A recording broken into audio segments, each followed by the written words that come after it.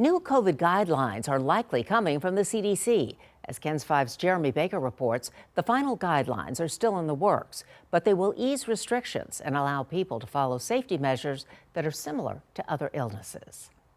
The new guidelines that are expected to be released any day now will allow people to return to work and school faster than the current guidelines. What we think is going to happen is that CDC is going to align isolation for COVID with isolation recommendations that we used for other respiratory viruses like flu.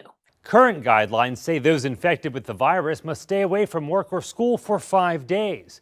But once the new guidelines go into effect, the CDC will advise people to stay home as long as they have a fever. But once they are fever-free for 24 hours without medication and they have improving symptoms, they say it is safe to go back to work and school.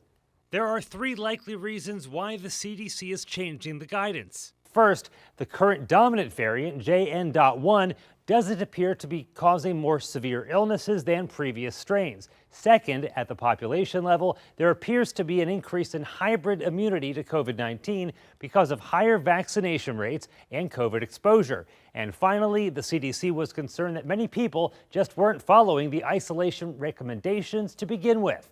Vaccines are still your best protection against COVID, but if you do come down with the disease, take advantage of available medication. So Paxlovid is the most commonly used treatment, and it's very effective at reducing your risk of hospitalization. It reduces the risk of severe illness. Doctors say this change likely will not increase the risk for those most vulnerable to COVID, and vaccinations are still the best way to keep you as healthy as possible. Jeremy Baker, KENS 5.